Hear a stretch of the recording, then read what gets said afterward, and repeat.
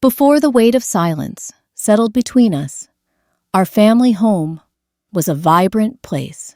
Sunday breakfasts, crowded around the table laughter, echoing off the walls, and the hopeful promise of reconciliation at every holiday gathering. Darren and I weren't strangers to conflict.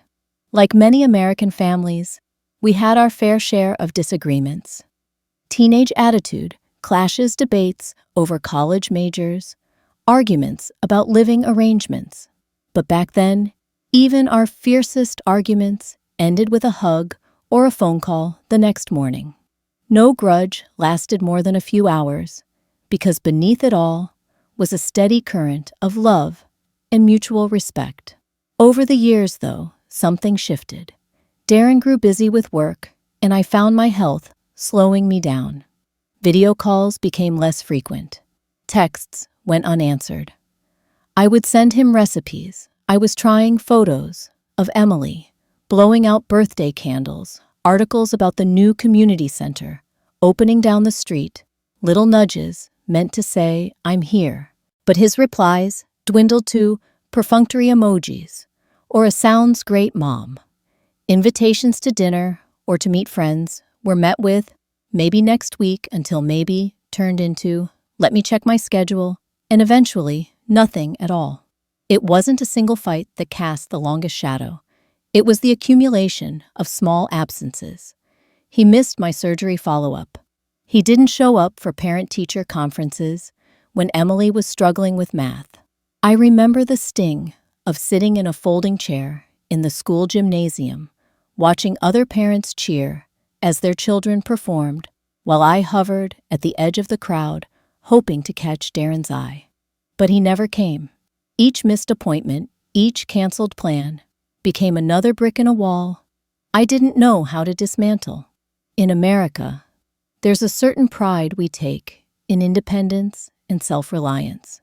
And I, like so many mothers, tried to respect Darren's autonomy, even when my heart ached. I told myself it was natural. Children grow up, they make their own lives, and they don't always need their parents in the same way. And yet, when the phone didn't ring, I felt a hollowness that no sugar cookie or pharmacy discount could fill.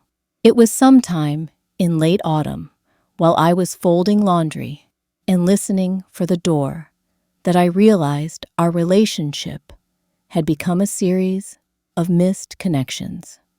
I'd leave messages, hoping he'd call back. He wouldn't.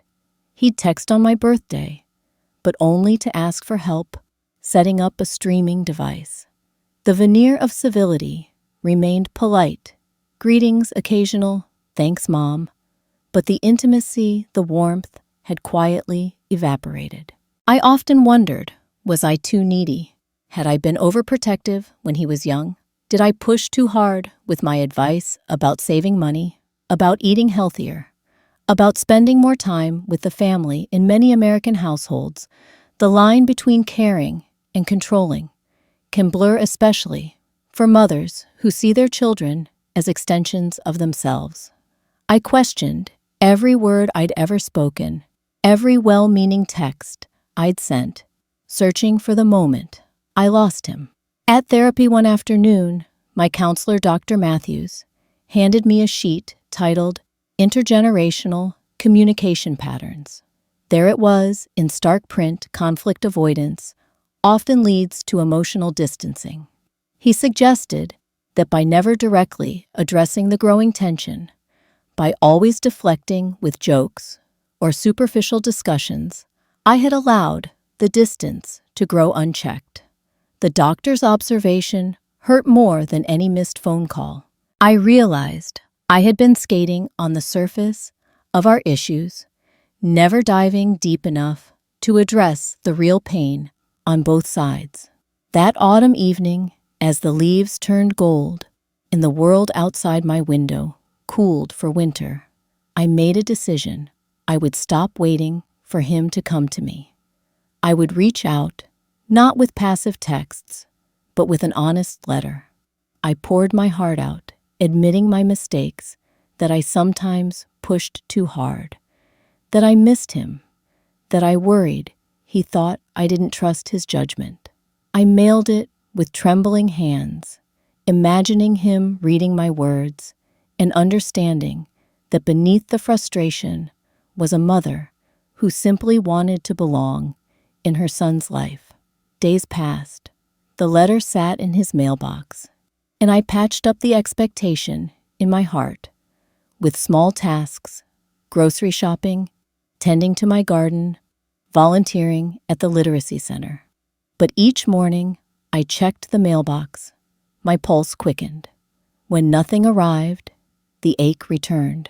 One afternoon, the phone rang with a number I didn't recognize.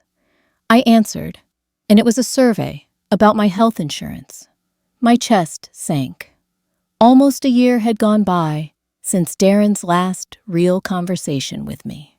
And so, when that unexpected ring finally came on a Thursday afternoon, as rain began to tiptoe against my window, I felt a rush I hadn't known in months. Seeing Darren light up the screen made my heart leap just for a moment before fear caught up. What had he decided? Was he angry? Did I say something to push him away? But when he invited me to Emily's birthday celebration, it felt like a door reopening. His voice sounded calm, almost normal, as if the months of silence had been nothing more than a misunderstanding to be brushed aside. "I'd really like you there," he said. "And hey, bring those sugar cookies you always made." In that instant, I allowed myself to hope again. Maybe time had smoothed our rough edges. Maybe being a mother didn't always mean a losing game. And so I stood by this window, watching the rain soften the world outside, and let myself believe that perhaps, just perhaps, this was the beginning of something new. The soft patter of rain on my window pane had a way of muffling the world, each droplet a gentle reminder that sometimes nature itself wanted us to pause and listen. I stood there in my kitchen, the afternoon light dimmed by gathering clouds, a half-empty cup of Earl Grey growing cold on the counter. My thoughts drifted like autumn leaves, a child's laughter echoing in distant memory, the crisp crackle of leaves underfoot, and the ache of unanswered messages. I had settled into a cautious routine of muted expectations, wary of letting hope take root, only to have it dashed. Then my phone rang. The screen warmed beneath my thumb, and for an instant, the name Darren floating there felt like an impossibility. My breath caught. My heart stuttered. I felt a thrilling, punishing rush, the same rise and fall of my chest I'd felt when I first learned of Emily's birth, and again when I took those sugar cookies out of the oven for the very first time. That morning, my protective shell had grown thick, but now it cracked under the weight of that simple display, DARREN. I swallowed hard. I ran a nervous fingertip along the old wooden countertop. My mind raced through a litany of possible reasons. Was it an apology, a request, news? My pulse thundered as I slid the green button across. "Hello," I said, my voice sounding foreign after months of quiet. "Hey, Mom." Darren's voice answered warm, but a touch hesitant, like someone testing a bridge to see if it would hold. I hope I'm not catching you at a bad time." "Not at all," I managed, leaning against the counter. My heart thudded so loudly, I thought Darren might hear it on the other end. "I'm just here." He cleared his throat, and I noticed the soft crackle of traffic in the background, maybe cars slicing through puddles. "I wanted to let you know we're throwing a little birthday party for Emily next Saturday," he said. "We'd really love it if you could come." In those few words, "We'd really love it if you could come," I heard an echo of the old Darren. I remembered, thoughtful, inclusive, wanting family together. I pictured the backyard strewn with balloons, Emily's giggles as she chased bubbles, the way her blonde curls caught the sun. My chest tightened. I'd love to, I replied, voice catching on the promise. Thank you for inviting me. He chuckled softly, and for a moment, he sounded like the brother who used to climb trees with me in the backyard, not the distant man who had drifted away.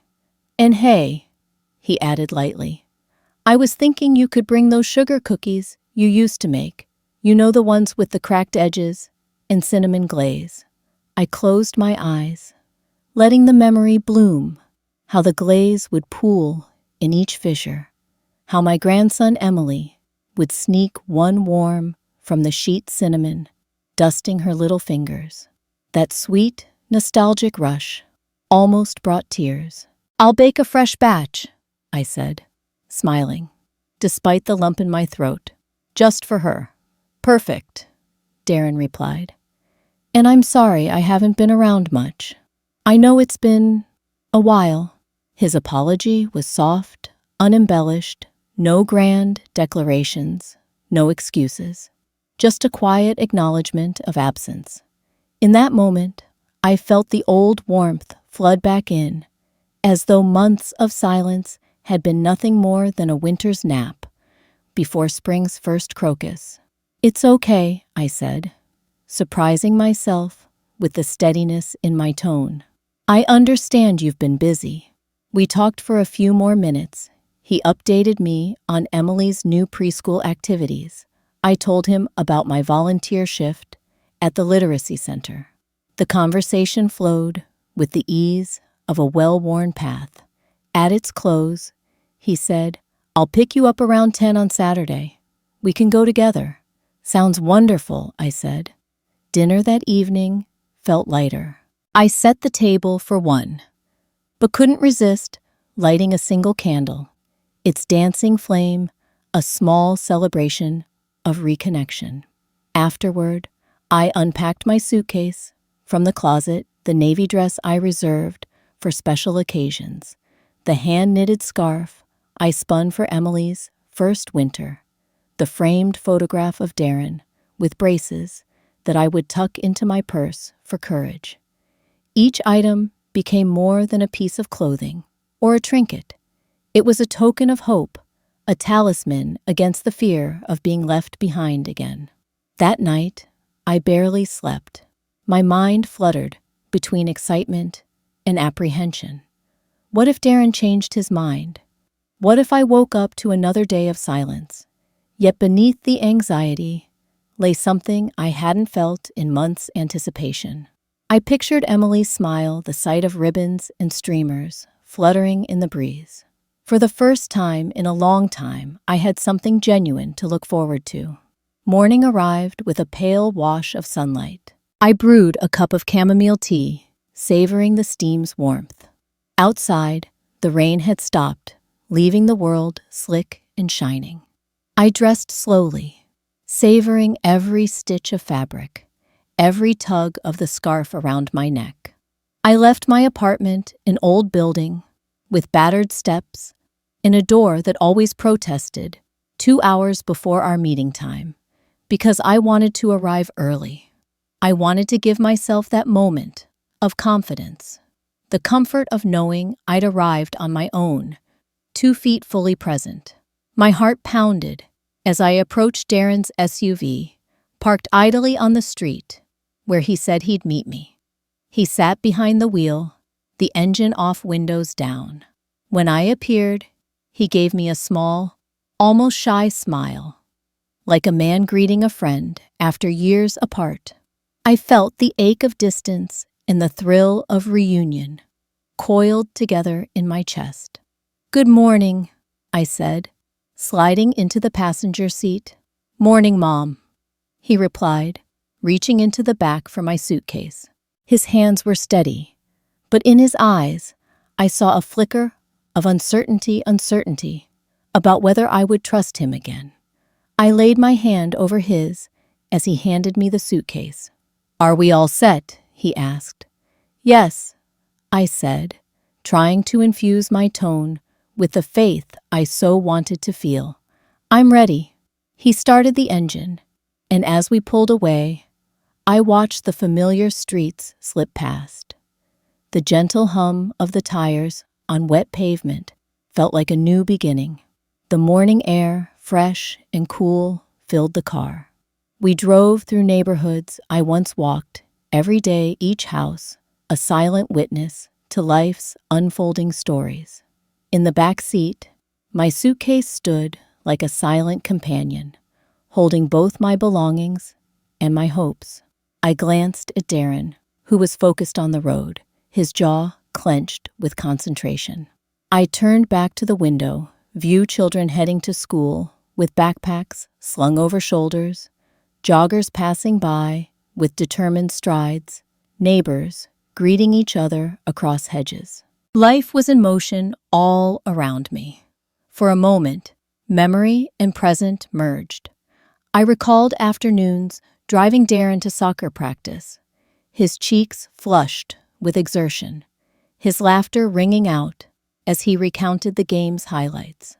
How many times had I sat in the car, heater blazing, waiting for him to emerge, sweaty and triumphant, or disappointed. Back then, I'd have waved to other parents, or exchanged courteous nods. Now, I sat in that seat with a new awareness that each shared journey, no matter how routine, was a gift, not a given. The miles rolled by, and the hum of the highway became a soundtrack of promise. Darren flicked on the radio, and a soft song filtered through the speakers, something gentle, almost wistful. He hummed along, one hand on the wheel, the other tapping in time. I smiled at the small gesture, a man rediscovering rhythms he'd forgotten. "We should do this more often," I said, voice soft. He glanced at me briefly, surprise flickering before he nodded. "We should," he agreed. "Maybe dinner next week. I can come by your place. We'll make fresh cookies together." My heart soared. I pictured us in my kitchen again, flour on the counter, laughter rising above the whir of the oven. Our bond kneaded back into life, one stirring spoonful at a time. "I'd like that," I said, as the car slid into the driveway of Darren's home. I sat a moment before unbuckling my seatbelt, letting anticipation steep in my veins. I reached for my suitcase, the navy dress safely nestled inside, and slid out onto the porch, ready to step into a celebration I'd waited a lifetime to believe in. Inside, Emily's world awaited balloons, ribbons, a table set with streamers and cake, and standing at the center of it all was the promise Darren had offered, with that single call that hope, like the smallest seed, could sprout even in the driest soil. The night before my trip unfolded in a quiet rhythm, as if the house itself recognized the gravity of what was about to happen. I moved through each room with deliberate slowness, touching familiar surfaces, as though charting a map back to who I once was. The living room lamp cast a soft glow across the worn rug where Emily had once played with blocks, and I paused a moment to brush my fingers over a scattered tower of wooden cubes. In that stillness, I remembered how she'd laugh when the tower toppled, her small hands clapping in delight. I wondered if I'd see that laughter again soon. Back in the bedroom, I retrieved the navy dress from the closet, a garment I reserved for special occasions. Its fabric was soft against my fingertips, the kind of cotton blend that had held its shape through countless washings and celebrations. I placed it on the bed and ran my hands over its seams, grateful for the memories it carried. When I slipped it on the dress, settled around me like a gentle promise, even after months of silence, I could still fit into the space of meaningful moments. Next came the hand-knitted scarf, a labor of love I'd crafted one winter while listening to old jazz records. Each loop of yarn was stitched with care, an echo of the countless hours spent thinking of Emily and Darren. The scalloped edge had frayed slightly at one corner, but I saw in that imperfection something honest. Time leaves its mark, yet warmth remains. I folded the scarf carefully and tucked it into my suitcase, then reached for the small photo frame I kept hidden for moments of courage. It showed Darren braces glinting in the sunlight, holding my hand on a summer day when his childhood worries felt small. I didn't intend to show it to anyone. It was my talisman, a reminder that we had once been close enough that hand-holding felt natural. I wrapped the frame in a soft handkerchief and slid it into my purse, pressing it against the lining so I'd feel its reassuring weight.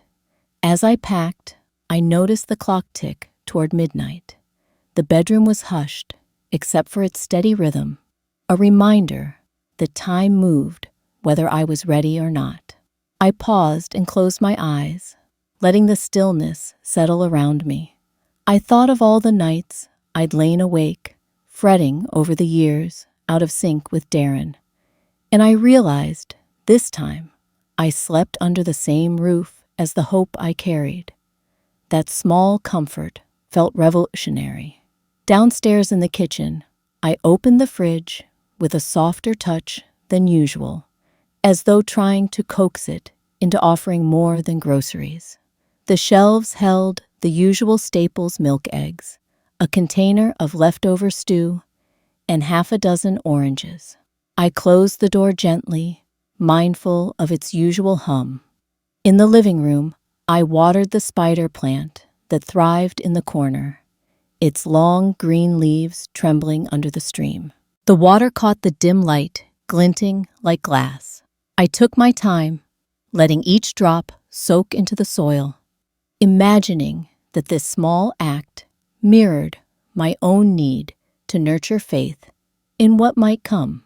Back in the hallway, I paused to stare at the front door, a plain wooden slab that had welcomed laughter, arguments, and quiet evenings alike. I traced my fingers along the edge of the doorframe, reminding myself that I would return, that this threshold was not an end, but a pause. The echo of my footsteps receded as I moved on. When I finally climbed into bed, I didn't fight the anticipation.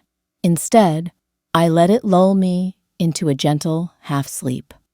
My dreams were patchwork quilts of past birthdays and future possibilities stitched together by hope and memory. I dreamed of Emily's shy smile as she blew out candles, of Darren's familiar profile as he fumbled with gift wrapping. I woke only once, to the hush of the house, but I didn't feel anxiety clawing at my chest. Instead, there was a quiet contentment in knowing I had packed more than clothes. I had packed every ounce of hope I could find. Morning arrived, soft and gray, the kind of dawn that promises change. I brewed a pot of chamomile tea, the steam curling upward in a pale haze. I sipped slowly, savoring the warmth as it spread through my chest, a gentle counterpoint to the nervous flutter in my stomach. The suitcase stood open on the bed, half filled with the dress scarf and a few necessities, underthings, a book, my toothbrush. I considered throwing in a second book, but decided against it. Space in the suitcase was precious, and I didn't want to carry anything extra. I had what I needed. Dressing took deliberate care. I slipped into the navy dress and wrapped the knitted scarf around my neck, its wool soft against my skin. I glanced in the mirror, searching for signs of weariness in my eyes, but the reflection that looked back was steadier than I felt. An older woman, yes, but someone who had learned to stand on her own. I added a simple pair of pearl earrings, a birthday gift from my late husband, and watched them catch the morning light. They were the only piece of jewelry I planned to wear, small classic, and a reminder of enduring love. I gathered my purse, ensuring the wrapped photo frame was secure, and zipped the suitcase shut. The click of the zipper sounded louder than I expected, as though marking the moment when hope left the safety of home. I stood in the center of the room for a long moment, hands folded in front of me, breathing in the calm, before stepping into whatever awaited. Outside, the air was fresh, the rain from last night, leaving the world bright with promise. I locked the door behind me, the key turning smoothly in the lock. I took a step back, my gaze sweeping the quiet street, neat lawns, flowering bushes, the distant hum of early traffic. Then I turned and made my way to the curb, suitcase wheels rolling over the pavement, each push forward, a gentle declaration: I am here. I am ready. As I waited for Darren's car, I watched my breath fog in the cool air. I remembered how years ago I'd waited outside Dover Elementary for him after a parent-teacher conference, heart fluttering, as other parents leaned in to share news of their children's progress. I'd always stood at the edge, then, humbled by the pride of watching him grow. Now, I stood at the edge of something new, an uncertain reunion, but one buoyed by possibility. When Darren's SUV eased to a stop, I felt a rush of relief. He rolled down the window before unbuckling the seatbelt, his expression guarded, but hopeful. He reached into the back seat and fetched my suitcase, then held out a hand to help me in. The car's interior smelled faintly of leather and fresh coffee, a reassuring blend of familiarity and comfort. "Good morning," I greeted him, sliding into the seat. "Morning, Mom," he replied softly, his eyes meeting mine for just a moment before returning to the road. We drove away from the curb, and I settled in the dress, comfortable, the scarf cozy, and the suitcase tucked firmly at my feet. Each item I had packed was more than an article of clothing or a memento. It was a physical embodiment of the hope. I carried a bundle of memories and intentions. In that space, I felt a gentle shift, the weight of isolation lightened by the act of packing not just belongings, but belief in a better tomorrow. As we rounded the corner onto the highway, the morning sun pierced through the clouds, scattering rays of gold across the hood of the car. I watched the light play over the scenery, the turning leaves, the neat rows of houses, the distant spire of a church, and felt it wash through me. Packing had been more than preparation. It had been an act of faith. And now, moving forward, with each turn of the wheel, I carried that faith with me into whatever lay beyond. The train station loomed like a relic from another time, its brick facade weathered by decades of sun and rain. I stepped out of Darren's SUV, suitcase in hand, and breathed in the damp morning air. The station sign hung crooked above the entrance, its paint peeling as if even it had given up trying to look fresh. Inside, the fluorescent lights flickered and buzzed, offering a cold, indifferent welcome. I felt a sudden pinch of unease. Was this the place where I belonged? Today, I paused at the wide glass doors, steeling myself with a breath. My knees protested the sudden movement, a reminder that I was no longer as spry as I once was. Yet, I lifted the suitcase with steady hands and rolled it over the cracked pavement into the vestibule. The sound of its wheels clattering on the tile echoed too loudly, as if calling out my presence. I glanced back at the empty street, half expecting to see Darren's car, lingering, the engine idling. But the curb was deserted, No SUV, no familiar silhouette framed by headlights, only the hollow promise, fading into morning traffic. Inside the station, vinyl benches lined the walls in neat rows, each one bolted firmly to the floor. I seated myself near a wall clock, whose second hand moved with exaggerated slowness, its tick sounding too loud in the hush. A pair of aging vending machines stood guard in the corner, humming like waiting sentinels. Beyond them, a faded poster advertised scenic train journeys to places I'd never been, landscapes I could not imagine exploring alone. I admired the small stenciled map of rail lines, the suggestion of connection it offered, and wondered how I had become so disconnected. My phone vibrated in my pocket, and I fished it out, hope flaring briefly in my chest at the sight of Darren's name.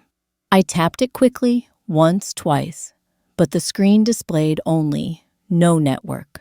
The battery icon read 3%, and I cursed myself for trusting his invitation without confirming the ticket. I dug through my purse and found no charger, just the keys to my apartment and a crumpled receipt from last week's grocery run. I closed the purse, pinching the fabric between my fingers, and settled back against the hard bench. 30 minutes passed. I watched commuters breeze through with purpose, coffee in hand, briefcases, swinging phones pressed to ears. They looked straight ahead, their stride brisk, their faces unreadable. In modern America, where every minute is scheduled and every app is designed to keep us connected, I felt like the one glitch in the system, the one presence nobody noticed. I wasn't a character in their routine. I was invisible. I tried not to panic. My breathing stayed shallow, and I reminded myself of all the ghosting articles I'd read online, how people vanish without explanation, especially in digital relationships. But this was different. This was flesh and blood, not a text thread gone cold. I closed my eyes and inhaled, willing my pulse to calm. Maybe Darren had to return the rental car. Maybe he'd stopped for coffee and gotten bogged down behind someone ordering an extra shot. Maybe. Well, I didn't want to fill the blank with dark scenarios. I clung to the hope that this was a miscommunication, a temporary hiccup. Another 15 minutes ticked by. I stood and moved to the window, overlooking the drop-off zone, scanning for the familiar silver SUV. My reflection looked back at me. A woman my mother's age, coat buttoned neatly, scarf wrapped just so, hair pulled back in a tidy bun. The face in the glass was taut with worry. I studied each feature: bags under the eyes, a crease between the brows, and remembered that trust can erode faster than mortar dissolves in rain. If I couldn't trust my own son to keep a simple promise, what anchor did I have left? I returned to the bench and sat down, suitcase beside me, like a faithful companion. My gaze drifted to a mother with 2 children asleep on her lap, their heads nodding against each other. She stroked their hair with one hand and closed her eyes briefly, so brief that I wondered if I'd imagined it. She looked peaceful, untroubled by the world. I envied her calm. When the sound of wheels echoed behind me, I turned, expecting Darren's car to roll in. Instead, a stray dog ambled through the sliding doors, his coat matted and muddy. He paused, sniffed the air, and wandered away, leaving me alone again. In that moment, I realized this wasn't just disappointment. It was fear. My pulse surged as I stood pacing the narrow aisle between benches. The clerk behind the ticket counter peeked up at me from behind a glass partition, her eyes flicking away when ours met. No one said anything. No one asked if I needed help. I felt every year of invisibility settle onto my shoulders, the weight of being older, of being overlooked. I tried calling Darren again, but the phone rang once and cut off. I held it to my ear, straining for any rustle of background noise. Construction wind, his voice saying, "I'm sorry," but the line went silent. I tucked the phone into my pocket and stepped outside, hoping to spot the SUV pulling back into view. Clouds had gathered at the edge of the sky, the kind that promise rain, or maybe thunder. A soft breeze stirred, and I tightened my coat around me as the air sharpened. The station forecourt spread out beneath dull morning light, and I searched every corner, the rear exit, the side lot, even a narrow alley behind the building. Nothing but an empty expanse dotted with weeds poking through the cracks. A man at a newsstand flipped through a paper, his back to me. I considered asking to borrow his phone, but figured he'd refuse, or worse, think I was up to no good. I didn't want to reveal the depth of my helplessness, even if it meant remaining stranded. Standing at the curb, suitcase beside my heels, I flagged down a passing cab. It slowed, and I leaned in the open window. "Could I get a ride to downtown?" I asked, voice low. The driver, a younger man in a worn jacket, nodded, but said he had another call. In the time he explained, the cab sped off. I watched its red taillights vanish, and I realized that even help when it arrives is fleeting. I sank back onto the bench, pulling my coat tighter. My phone screen had gone black. The bench felt harder than before. Its metal arms bit into my palms. My eyes tracked the wall clock. The second hand still mocked me with its relentless progress. I remembered Ruthie's bookshop, the gentle steam of tea, the quiet kindness I'd found there. I thought of walking across the street into that sanctuary, but I wasn't sure the station clerk would let me out without a ticket. I didn't know how to explain I'd been abandoned. An hour passed, or maybe 4, and I stood again, uncertain whether I was measuring time or marking each beat of my own pulse. I pressed my palm to the window behind the counter and mouthed, "Help." No one saw, no one answered. I slid down to sit on the floor, suitcase on my lap, and wrapped my arms around it. It was as if the world had erased me from its plans, as though I had become the one who didn't matter. In my quiet despair, a single thought emerged. I am still here. The station might overlook me. Darren might ignore me. But I still existed in this moment. I drew a steadying breath and stood, suitcase in hand. The platform doors loomed just ahead. Maybe the next train would arrive without me. I didn't care about the schedule anymore. I stepped outside once more, scanning for a payphone, but the booth was gone, stripped in the name of modernization. The world had abandoned even the relics that once offered connection. I walked away from the station, onto the sidewalk, suitcase, wheels skimming the curb. Passers-by moved around me with polite indifference, drifting past, like currents in a river. I felt every bit of my smallness, an old woman's suitcase, in tow, lost in a hurry. And then I remembered Ruthie's words. "You look like you could use something warm." The memory of the bookshop's amber light, the soft armchair, the bitter tea rose in my mind like an invitation. I turned back toward the station, determined to return to that haven.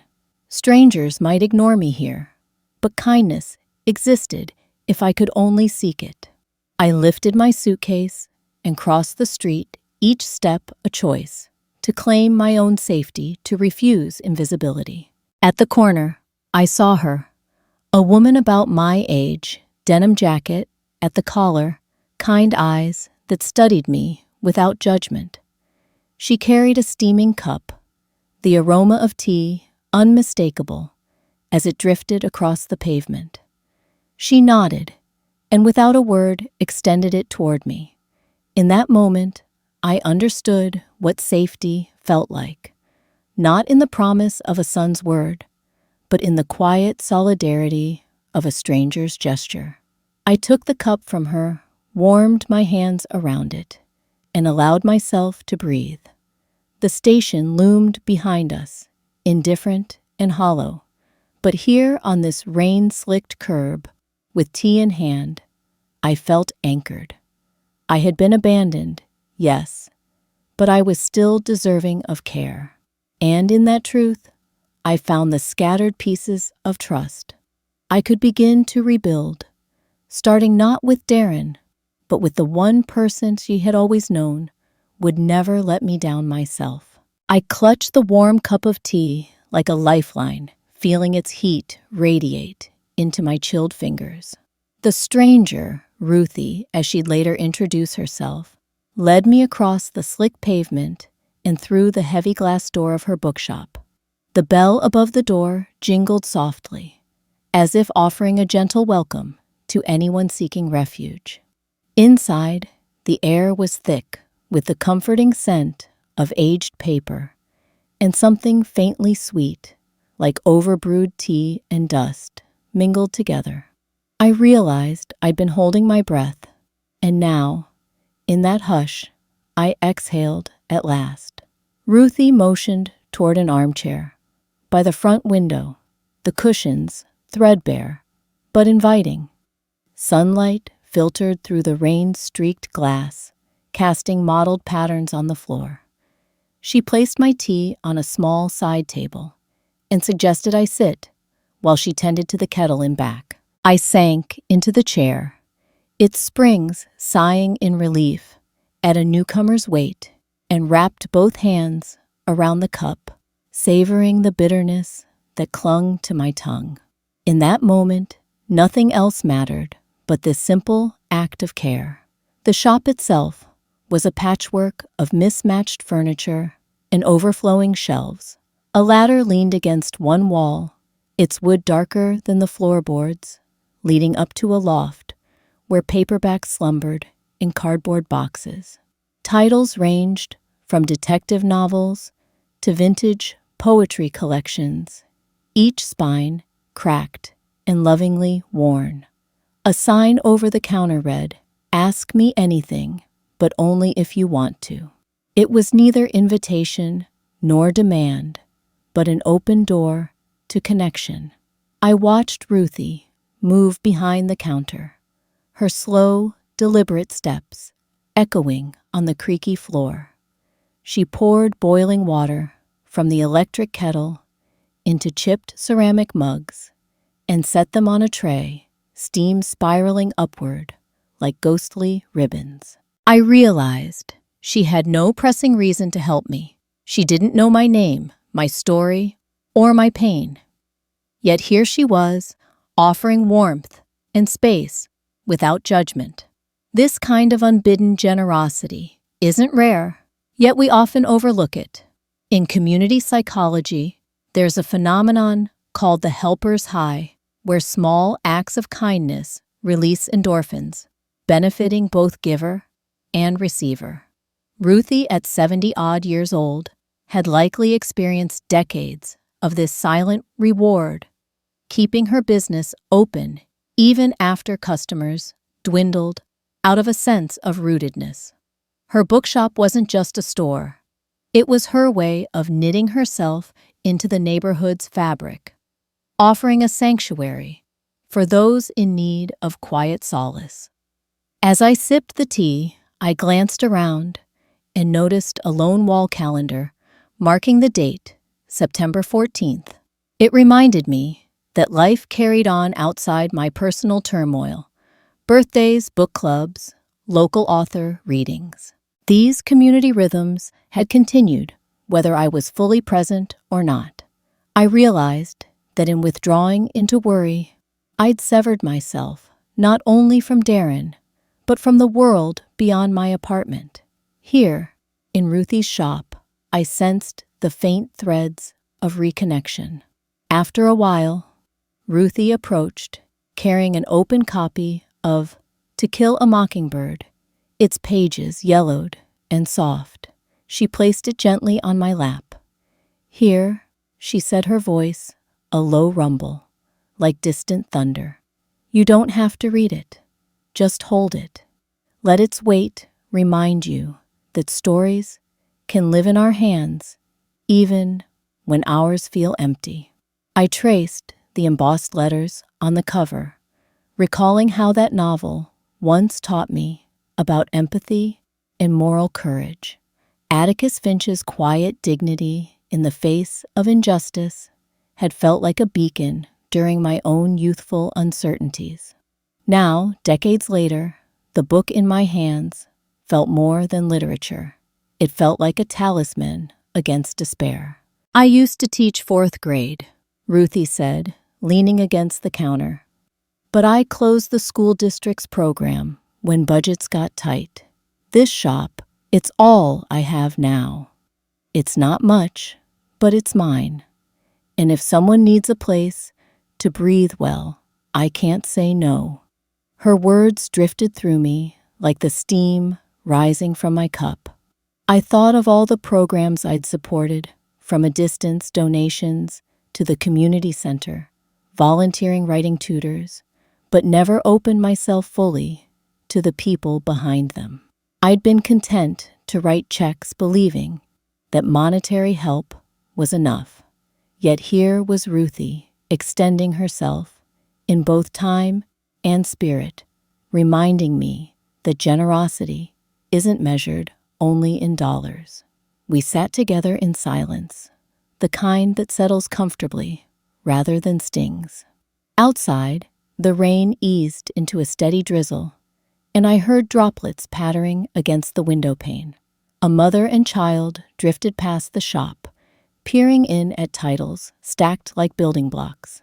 The child's small hand pressed against the glass, leaving a fingerprint outline that glowed faintly under the light.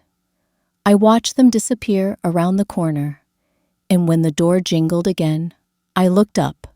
It was the same mother now, inside browsing the shelves with hushed curiosity.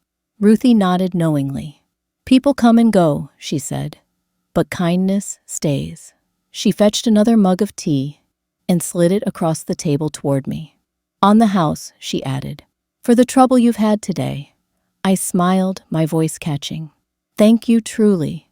She gave a little shrug and returned to organizing a stack of postcards featuring local landmarks, an old oak tree in the park, the town library's ornate steps, a mural painted on a brick wall.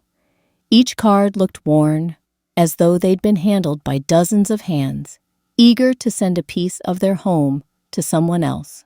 I picked one, featuring the oak tree, its broad branches heavy with golden leaves, and tucked it into my purse.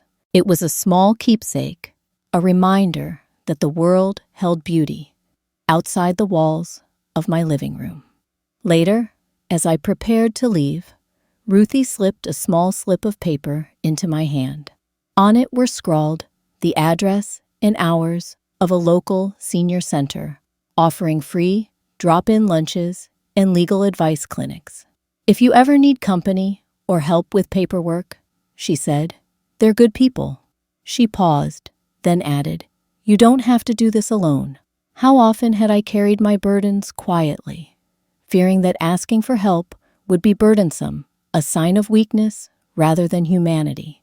In the safety of that bookshop chair, surrounded by stories and soft light, I realized the true strength in vulnerability. It invites connection.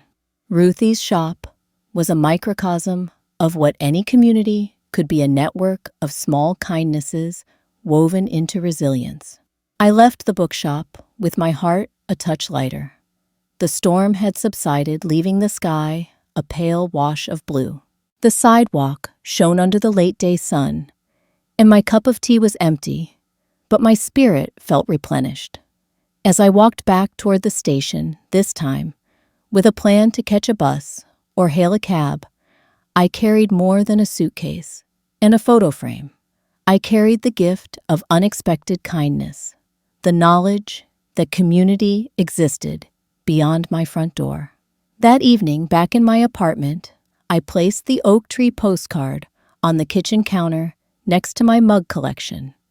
Each time I passed it, I'd recall Ruthie's gentle offer and the warmth of her shop. I wrote a quick thank you note on a scrap of paper, promising myself I'd return soon with a contribution, perhaps a donation of books or a batch of sugar cookies. Even if Darren's reunion faltered, I had rediscovered a place where I could belong.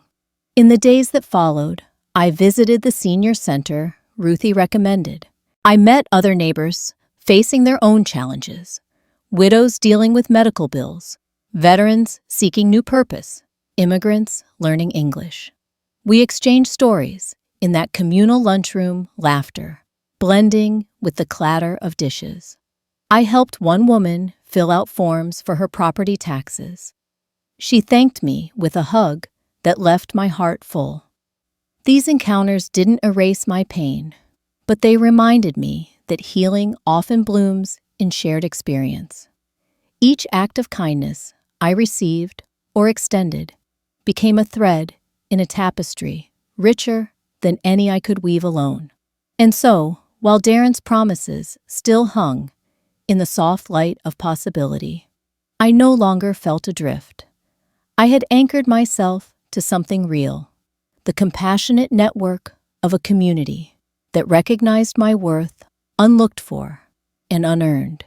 That knowledge carried me forward, not with false certainty, but with a grounded sense that even in our most isolated moments, kindness can reach through the cracks and help us stand again. Back home, the first thing I did was close the apartment door and lean against it, suitcase still in hand. The warmth of Ruthie's bookshop lingered in my skin, but a different kind of urgency stirred beneath my ribs. I crossed the living room and sat at the kitchen table, where the morning light filtered through lace curtains and painted a lattice of shadows on the wood. My purse lay open beside me, and I reached inside for the padded envelope Darren had handed me under the door. Inside were crisp papers from our bank labeled Trust Distribution Request. I unfolded the letter and read the formal language: partial withdrawal of principal funds, effective immediately, per beneficiary authorization. My breath hitched. I rifled through my purse for my reading glasses, hands trembling. I'd known something felt off when Darren abandoned me at the station, but I hadn't guessed it was this. I compared the signature at the bottom of the withdrawal request to the neat scrawl on my birthday card to Emily. My own handwriting was looser, the letters rounded and confident.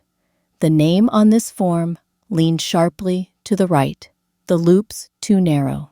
He'd forged my signature. My pulse thundered. I spent the next few minutes gathering every document I could find: account statements piled in a filing cabinet, monthly notifications I tucked in a drawer, even the canceled checks I used to write to my favorite charity. Each page whispered the same truth: someone had betrayed my trust at the deepest level.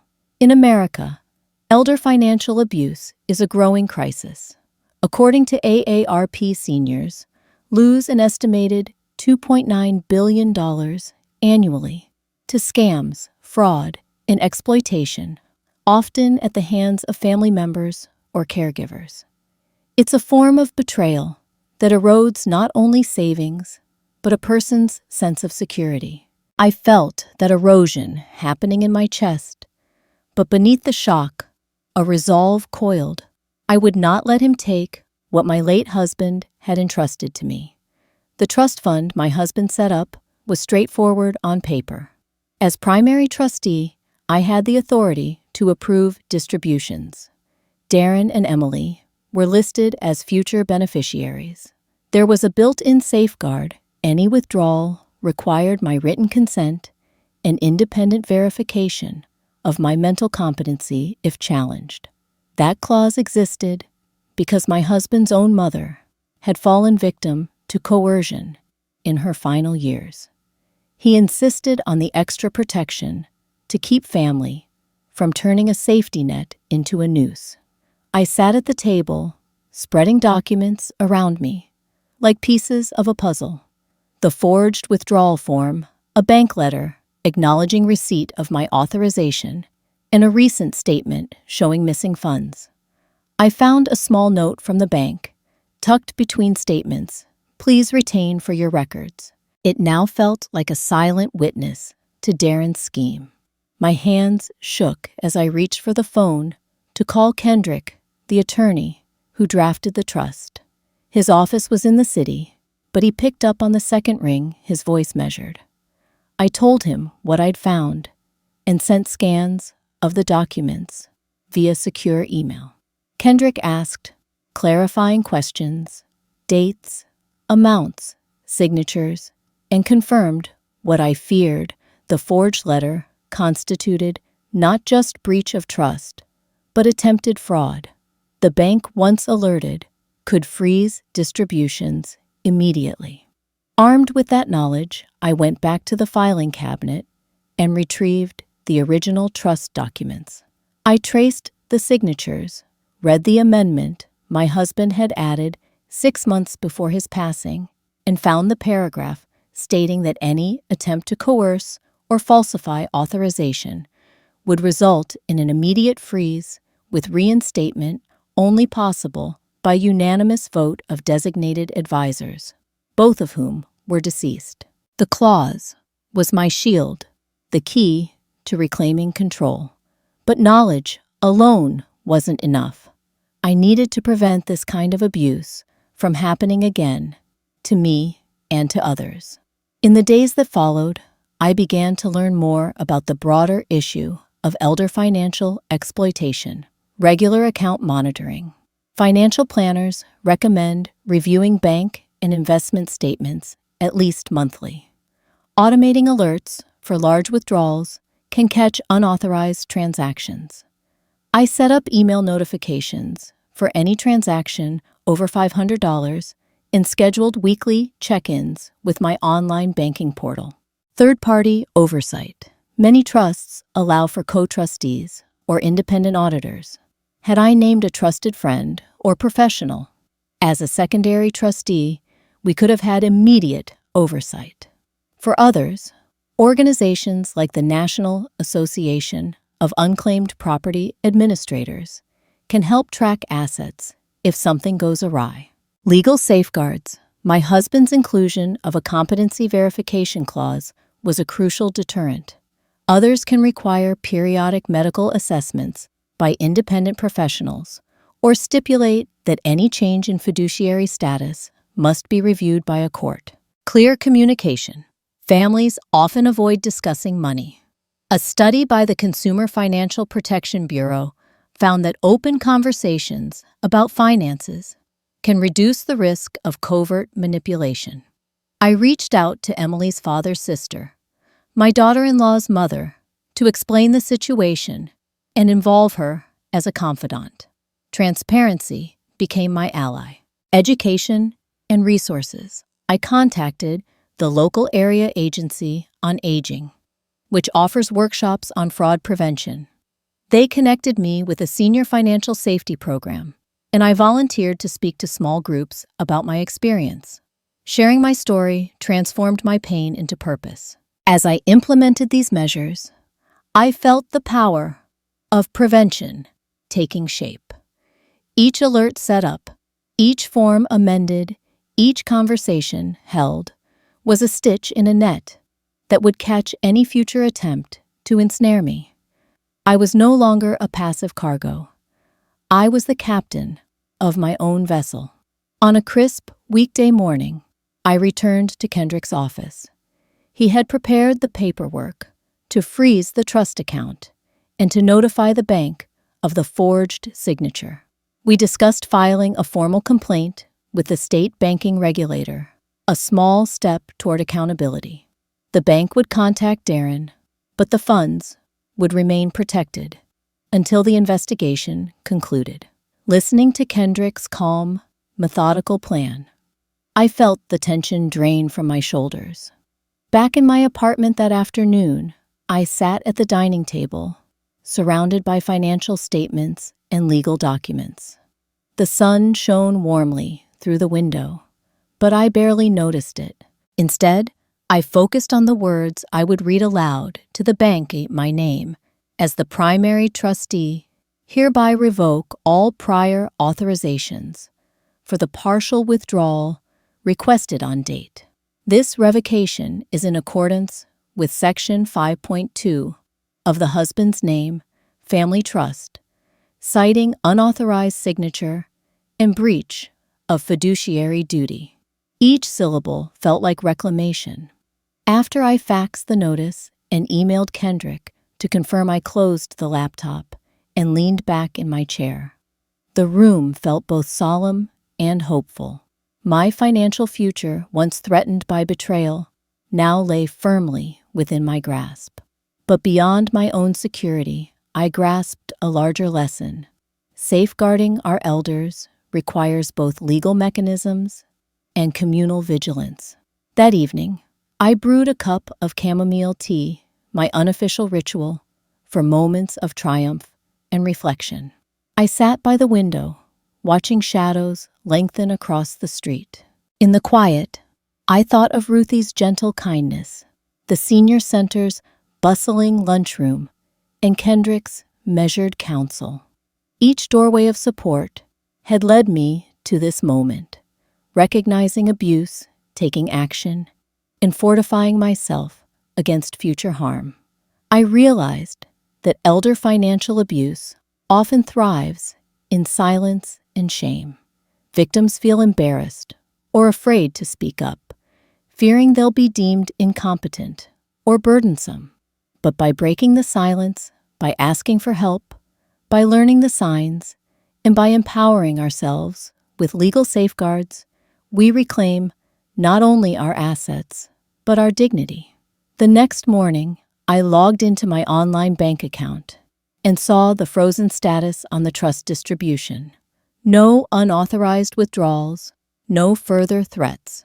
I allowed myself a small smile, then set to work scheduling a meeting with my financial advisor to review the trust's co-trustee provisions and update my retirement account beneficiaries.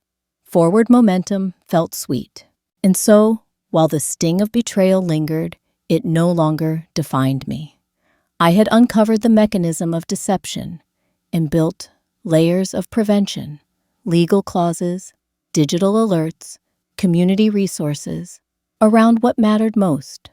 In the warmth of my kitchen, sipping tea, as dusk settled outside, I felt that I had not only protected my own future, but also equipped myself to help others avoid the same fate.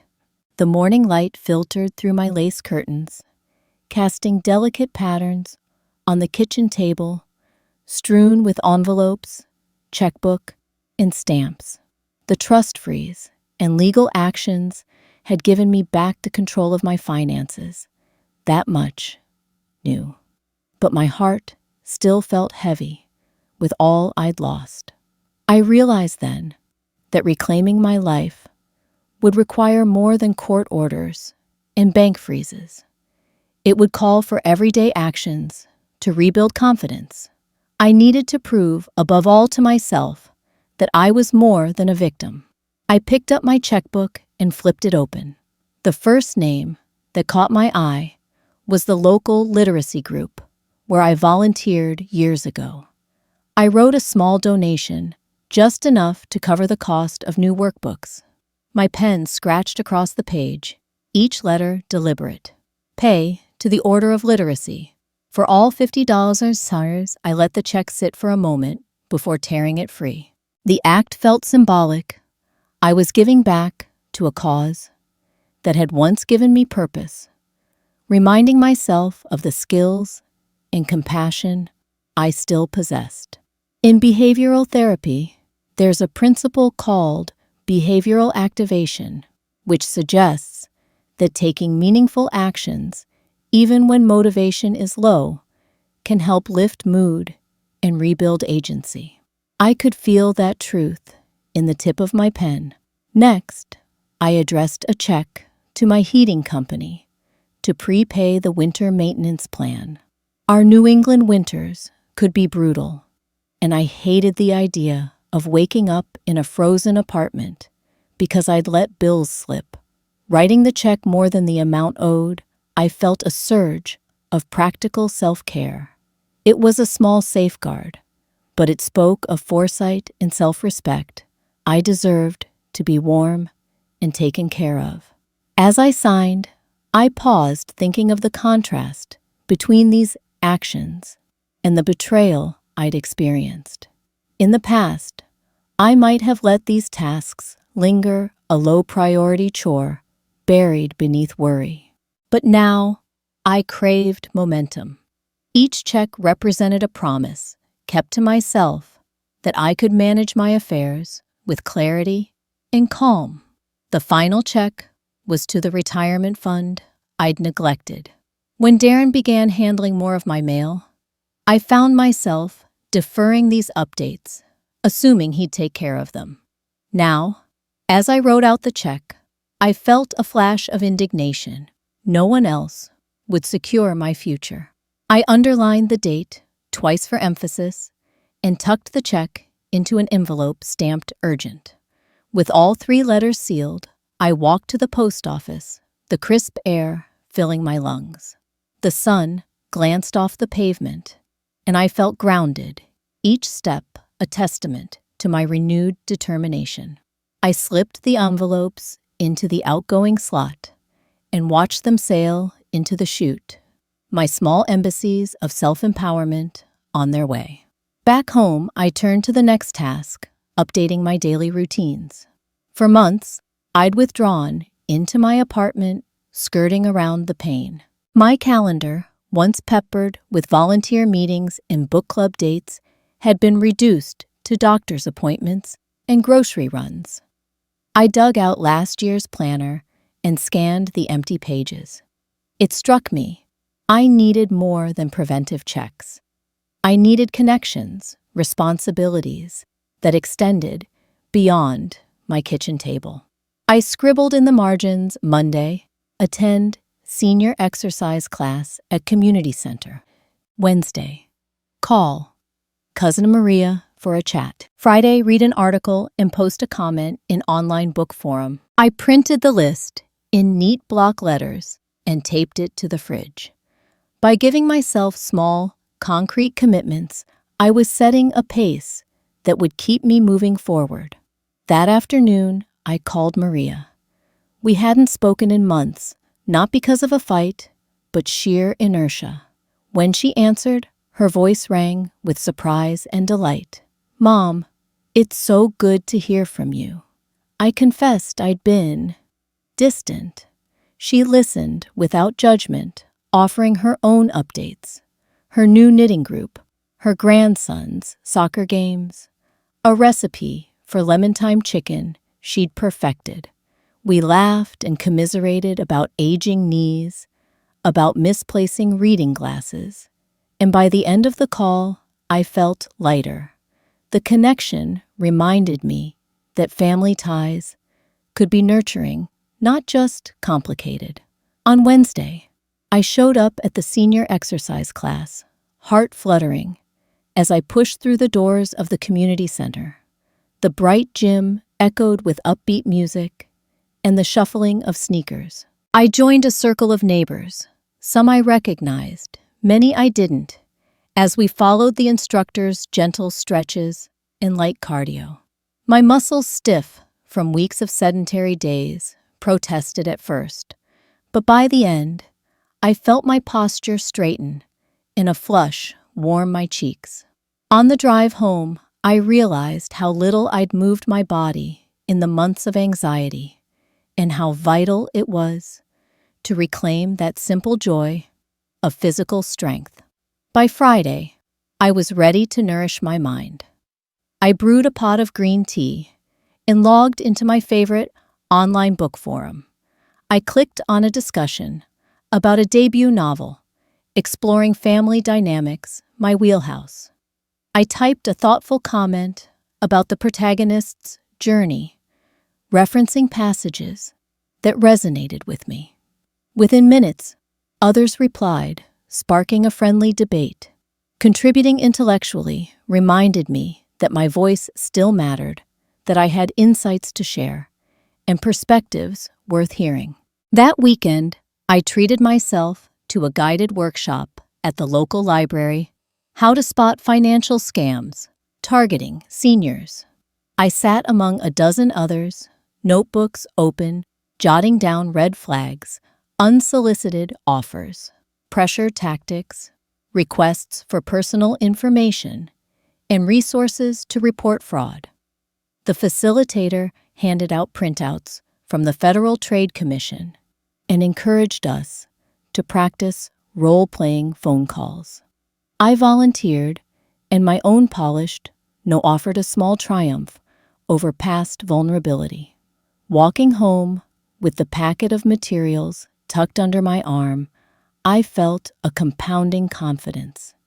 Each small step, writing checks, scheduling calls, exercising, engaging online learning, new skills, wove together into a fabric of empowerment. No longer did I feel like a passive observer in my own life. I was an active participant, making choices that honored my well-being. That evening, I sat at my desk and wrote in my journal, "Today I took back more than money. I reclaimed my sense of agency. One check, one call, one class at a time. I am stronger than my fears." I closed the journal and placed it on my bedside table. Before sleep claimed me, I reviewed my new calendar and smiled at the week ahead. These weren't grand gestures. They were modest, everyday actions, but collectively, they signaled a profound shift. In rediscovering the power of small wins, I learned that restoration doesn't always require sweeping change. Often, it begins with the simplest of acts, a call, a contribution, a commitment to show up. As I drifted off, I felt something I hadn't in a long time, the quiet certainty that I was steadily building a life governed by my own choices, free from the shadows of betrayal. I was no longer waiting for someone else to validate me. Each small victory was its own celebration, and together they lit the path forward, one deliberate, hopeful step at a time. The first rays of morning sun peeked through my bedroom window, painting the walls in soft gold. I stretched, feeling the familiar ache in my muscles from last week's exercise class, a comforting reminder that my body was alive and willing. I sat up slowly, ran a hand through my hair, and smiled at the small stack of books on my nightstand. The top one, Anne of Green Gables, lay open to the first chapter, its pages dog-eared, where I'd left off. Today, I would finish it.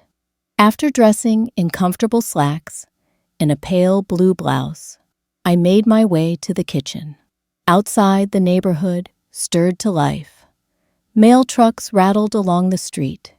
Joggers passed by with rhythmic footsteps, and the faint scent of fresh coffee drifted from an open cafe window. I brewed a small pot of tea, the steam curling upward like a gentle invitation.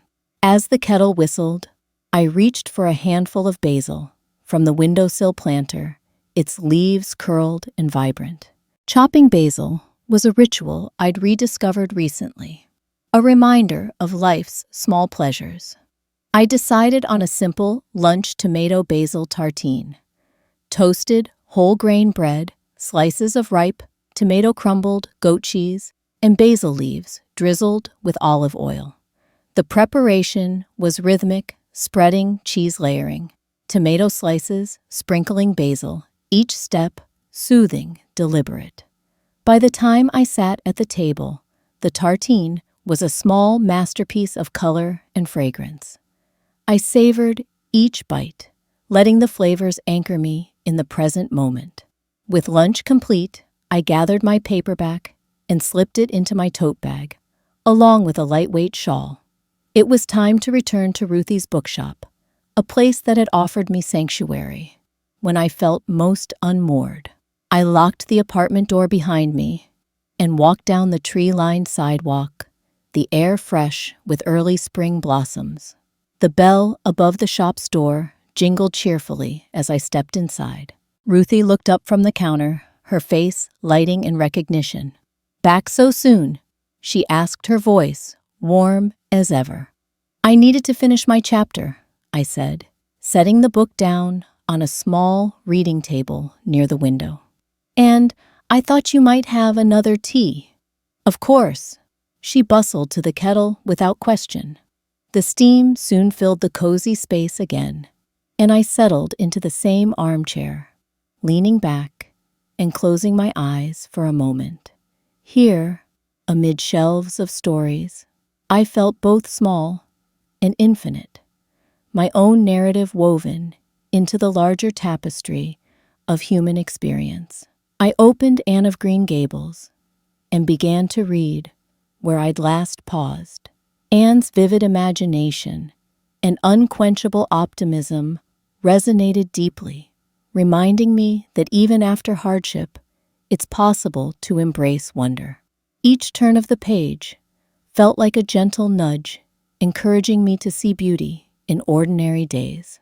After some time, Ruthie slipped another cup of tea into my hands and called out, "I ordered a new box of Little Women for you, just arrived this morning." My heart warmed. "Thank you," I said, accepting the book with gratitude. These novels might have been written decades ago, but their themes, resilience, growth, the power of family, felt timeless, guiding me through my own chapter of renewal. In that quiet practice of reading, I recognized the essence of post-traumatic growth, the idea that hardship can catalyze positive change, stronger relationships, new possibilities, a greater appreciation for life. Psychologists identify 4 domains of such growth: personal strength, appreciation of life, relating to others, and openness to new paths. I saw each domain reflected in my own journey. Personal strength emerged in the way I'd handled Darren's betrayal through legal action, community support, and daily acts of self-care. I felt sturdier, more capable than I'd ever given myself credit for. Appreciation of life shone in the simple joy of a tomato basil tartine, the comforting ritual of tea, and the renewal of my connection to books I loved. Relating to others blossomed through renewed family ties. My call with Maria, shared laughs in the exercise class, and the unexpected solidarity of Ruthie's kindness. New possibilities unfurled in my volunteering at the Literacy Center, planning to give a talk on financial safety, and the decision to explore writing again, perhaps a memoir or an article for the local community newsletter. With those insights stirring in my mind, I closed the book and sat quietly for a moment, reflecting on how far I'd come. I realized I was no longer defined by the silence that had once enveloped me, nor by the betrayal that had threatened my security. Instead, I was authoring a new narrative, one of resilience, curiosity, and hope. Ruthie approached with another book, this one a collection of short stories by contemporary women writers. "I thought you might like something new," she said, placing it beside my chair. Stories of growth and rediscovery. I opened to a random page and read a paragraph about a woman who started a community garden after losing her spouse. She found healing in nurturing life and connecting with neighbors. My mind hopped to the basil on my windowsill and the garden of friendships I was cultivating. I smiled, feeling the threads intertwine. After a while, I thanked Ruthie and paid for the books. She pressed them into my hands as though they were precious gifts. which in many ways they were. I stepped back into the sunlight, the tote bag, heavy with stories, and walked down the block to the community center. Today was the monthly Silver Linings, gathering a support group for older adults exploring life transitions. I decided to attend last month after reading about its benefits in a local newsletter. Inside, a dozen people sat in a circle of folding chairs, notebooks, open ready to share. After a brief welcome, the facilitator invited us to discuss times of unexpected change and lessons learned. When my turn came, I spoke of the betrayal I'd experienced, the loneliness at the train station, and the kindness that rescued me. I described the legal steps I'd taken, the small, daily rituals that rebuilt my confidence, and the books that held me. As I spoke, I saw nods of recognition. Others had their own stories of hardship and renewal. When I finished the circle, offered applause and warm smiles, one woman said, "Your journey reminds me that we're stronger than we know." Another offered a suggestion for a financial workshop I could attend. I left feeling lighter, buoyed by communal empathy. On the walk home, I considered these arrangements, reading community gatherings, volunteering personal projects.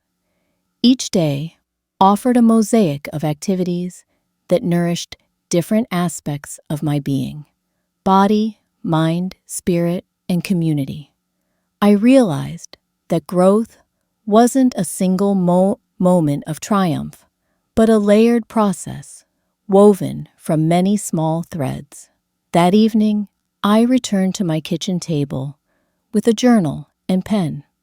Light from a small lamp cast a warm pool on the page. I wrote, "Tonight I celebrate my new beginnings, the courage to face betrayal, the choice to embrace support, and the decision to live with purpose. My story is still unfolding, and I welcome each chapter with an open heart." I closed the journal and placed it beside my bed. Tomorrow would bring fresh pages, unmarked and full of promise. As I drifted to sleep, I felt the steady beat of hope in my chest.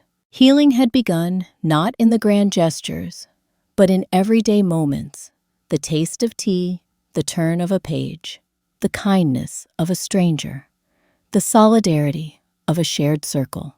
Each act had built upon the last, carrying me from the darkest station platform to a place of belonging and possibility. And so, with the promise of new stories waiting on my shelf and a community walking alongside me, I slept soundly, knowing that the best chapters of my life were still ahead. The dawn that washed over my neighborhood this morning felt different, brighter, as if the world knew I had finally shed the burden of betrayal and found my footing again. I stepped onto the front porch with a mug of chamomile tea in hand, breathing in the cool air, heavy with the promise of spring. The cherry blossoms lining the street trembled in the breeze, their petals fluttering like confetti, celebrating the start of something new. I reflected on how far I'd come since that rainy afternoon at the train station, when I felt utterly invisible. Back then, my world had shrunk to the size of a plastic bench and the hollow hum of fluorescent lights. Now, it stretched out before me, a tapestry of books to read, gardens to tend, friendships to cultivate, and stories to tell. Over the past weeks, I'd returned to volunteering at the Literacy Center, savoring the looks of triumph on students' faces when they decoded a new word. I'd met regularly with the community's financial safety group, offering my own lessons, learned about trust funds, and forged signatures. And I'd carved out time each day to write not just in my journal, but in a new document on my laptop, tentatively titled Finding My Voice Again. It felt fitting that the first words I typed were a dedication to anyone who has ever felt abandoned yet found hope in unexpected places. This morning's agenda felt both comforting and exhilarating.